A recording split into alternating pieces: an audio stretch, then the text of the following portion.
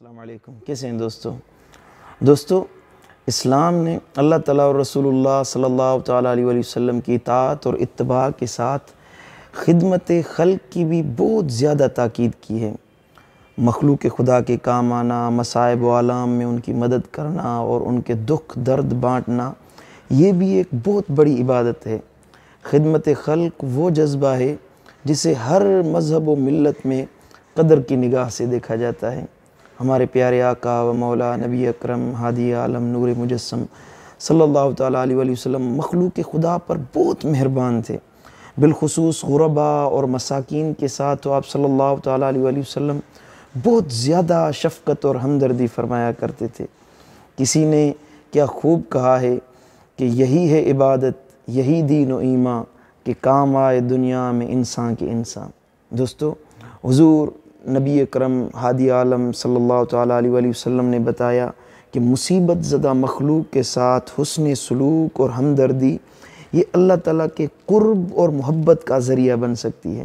معجم الاوسط میں امام طبرانی رحمہ اللہ روایت لاتے ہیں کہ میرے آقا و مولا صلی اللہ تعالیٰ علیہ وسلم نے فرمایا، الخلق عیال اللہ، مخلوق اللہ تعالیٰ کا کنبہ ہے، فأحب الناس الی اللہ من احسن الی عبادہ، اور لوگوں میں سب سے زیادہ اللہ تعالیٰ کو محبوب وہ بندہ ہوتا ہے جو اللہ تعالیٰ کے کنبے کے ساتھ حسن سلوک اختیار کرتا ہے۔ اللہ تعالیٰ اپنے بندوں کے ساتھ اس سے کہیں زیادہ محبت فرماتا ہے جتنی محبت والدین اپنے اولاد کے ساتھ کرتے ہیں۔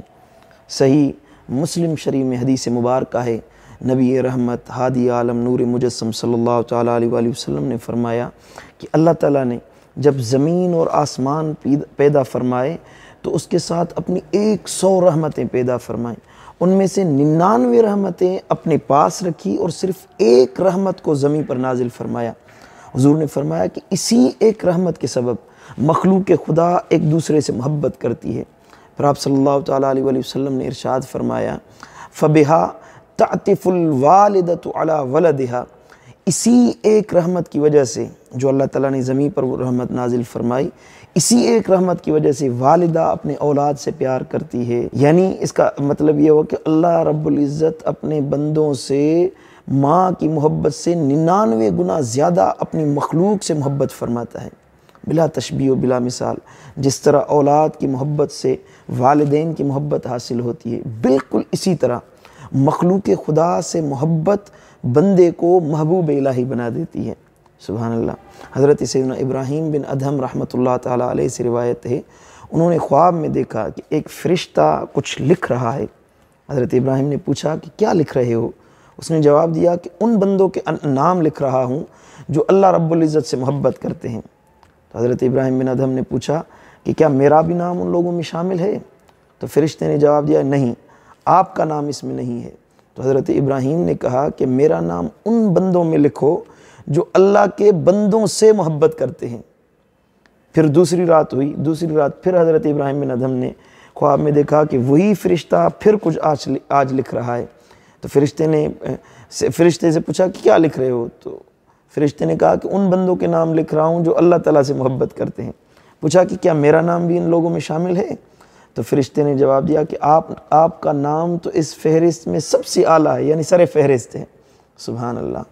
دوستو، پریشان حال اور مصیبت زدہ مخلوق کی خدمت یہ نفلی عبادت سے بھی بہت زیادہ بہتر ہے۔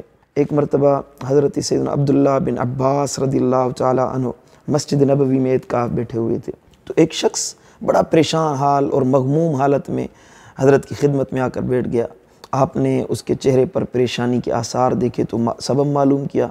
تو اس نے کہا کہ مجھ پر فلاں آدمی کا قرض ہے اور میں وہ قرض ادا کرنے کی استطاعت نہیں رکھتا، اور وہ بار بار قرض کا تقاضا کر رہا ہے۔ حضرت ابن عباس رضی اللہ تعالیٰ عنہ نے فرمایا کہ کیا میں اس قرض خواہ سے بات کروں، تمہاری سفارش کروں؟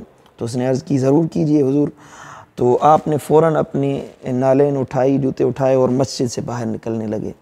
وہ شخص کہنے لگا کہ حضرت آپ تو اعتکاف میں ہیں، شاید آپ یہ بات بھول گئے ہیں، میری وجہ سے آپ اعتکاف توڑ رہے ہیں۔ آپ نے فرمایا، نہیں، میں بھولا نہیں۔ حضرت سیدنا ابن عباس رضی اللہ تعالیٰ عنہ نے حضور کی مزار اقدس روضہ انور کی جانب اشارہ کرتے ہوئے کہا کہ میں نے اس روض پاک مزار اقدس والے آقا و مولا صلی اللہ تعالیٰ علیہ وآلہ وسلم سے سنا تھا۔ میرے آقا و مولا صلی اللہ تعالیٰ علیہ وآلہ وسلم نے فرمایا من مشا فی حاجت اخیہ و بلغ فیہا کان خیرا لہو من اعتکاف 10 سنین۔ جو شخص اپنے بھائی کی ضرورت کے لیے قدم اٹھائے اور اس میں کوشش کرے تو اس کی یہ کوشش اسے 10 سال کے اعتکاف سے بہتر اور افضل اجر عطا کرتی ہے۔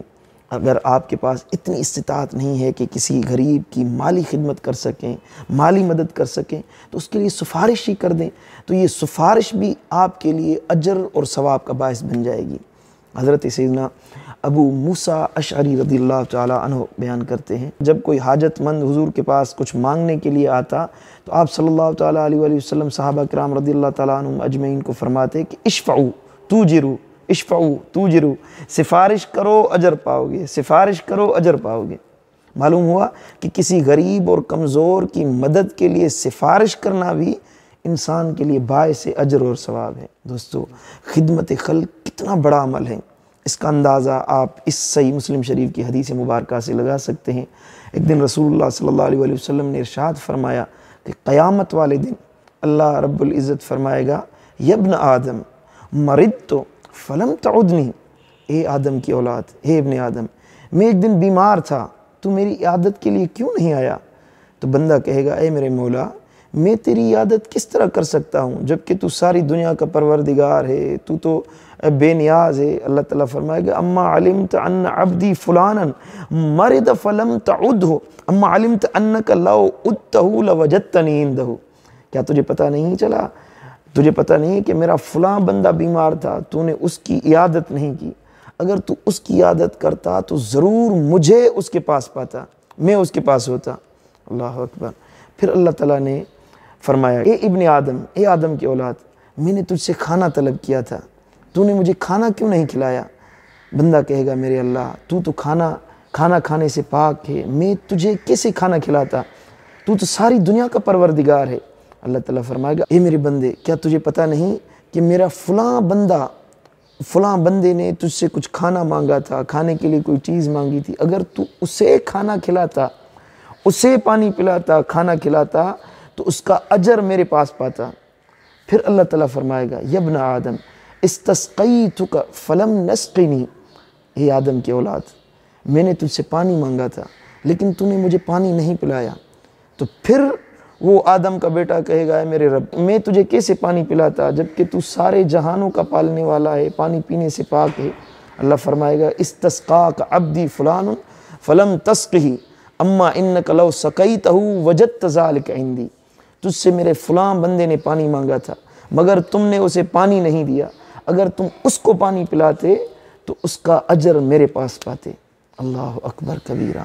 دوستو، دیکھا آپ نے کہ مخلوق کی خدمت کتنا اہم کام ہے۔